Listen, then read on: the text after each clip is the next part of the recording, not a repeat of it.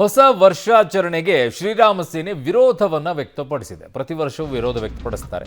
ಪಾಶ್ಚಿಮಾತ್ಯರ ಹೊಸ ವರ್ಷವನ್ನು ಅಸಭ್ಯವಾಗಿ ಆಚರಿಸಲು ಅವಕಾಶವನ್ನು ನೀಡಬಾರದು. ಹೊಸ ವರ್ಷ ಆಚರಣೆ ರದ್ದು ಮಾಡಬೇಕು ಅಂತ ಆಗ್ರಹಿಸಿದ್ದಾರೆ. ಹುಬ್ಬಳ್ಳಿ ವಿವಿಧ ಐಷಾರಾಮಿ ಹೋಟೆಲ್ಗಳಿಗೆ ತೆರಳಿ ಶ್ರೀರಾಮ ಸೇನೆ ಮನವಿಯನ್ನ ಮಾಡಿಕೊಂಡಿದೆ. ಶ್ರೀರಾಮ ಸೇನಾ ರಾಜ್ಯಾಧ್ಯಕ್ಷ ಗಂಗಾಧರ ಕುಲಕರ್ಣಿ ನೇತೃತ್ವದಲ್ಲಿ ಈ ಅಭಿಯಾನವನ್ನ ಮಾಡ್ತಾ ಇರೋದು. ಐಷಾರಾಮಿ ಹೋಟೆಲ್ಗಳಿಗೆಲ್ಲ ತೆರಳಿ ಮನವಿಯನ್ನ ಮಾಡಿಕೊಳ್ತಾ ಇದ್ದಾರೆ.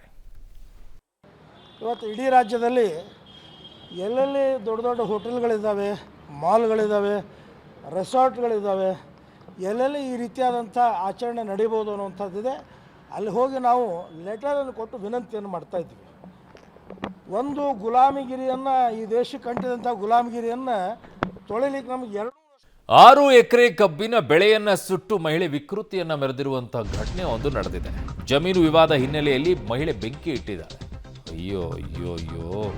ಬೆಳಗಾವಿಯ ಕಾಗವಾಡ ತಾಲೂಕಿನ ಐನಾಪುರ ಗ್ರಾಮದಲ್ಲಿ ಆಗಿರುವಂಥ ಘಟನೆ. ಅಪ್ಪಾಸಾಬ್ ದಾನೊಳ್ಳಿ ಬೆಳೆದಿದ್ದ ಕಬ್ಬಿಗೆ ಬೆಂಕಿ ಇಟ್ಟಿದ್ದಾಳೆ ಸುನೀತಾ ನಾಗನೂರು ಅಂತೇಳಿ.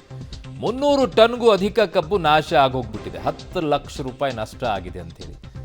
ಏನ್ರಿ ನಿಮ್ಮ ಈ ವಿವಾದಗಳಿಗೋಸ್ಕರ ಈ ರೀತಿಯಾಗಿ ಅಯ್ಯೋ. ಜಮೀನಲ್ಲಿನ ರಸ್ತೆ ವಿಚಾರವಾಗಿ ಅಪ್ಪಾಸಾಬ್ ದಾನೊಳ್ಳಿ ಹಾಗೂ ಸುನೀತಾ ನಾಗನೂರ್ ನಡುವೆ ಸಣ್ಣ ಜಗಳ ನಡೆದಿತ್ತಂತೆ. ಅಪ್ಪಾಸಾಬ್ ದಾನೊಳ್ಳಿ ಸಹೋದರರ ಮೇಲೆ ಹಲ್ಲೆಯನ್ನು ಕೂಡ ಸುನೀತಾ ಸಹೋದರ ಮಾಡಿರ್ತಾರೆ. ಈ ಹಿಂದೆ ಕಬ್ಬು ಕಟಾವು ಮಾಡೋಕ್ಕೆ ಬಂದಿದ್ದ ಕಾರ್ಮಿಕರನ್ನು ಕೂಡ ವಾಪಸ್ ಕಳಿಸಿರ್ತಾರಂತೆ. ಇದನ್ನು ಪ್ರಶ್ನಿಸೋಕೆ ಬಂದಂಥ ಬಾಳಾಸಾಬ್ ದಾನೊಳ್ಳಿ ಮೇಲೆ ಹಲ್ಲೆ ಕೂಡ ಮಾಡಿರ್ತಾರೆ ಸಹೋದರರು. ಈಗ ಬೆಂಕಿನೇ ಇಟ್ಬಿಟ್ಟಿದ್ದಾರೆ. ಅಯ್ಯಯ್ಯಪ್ಪ.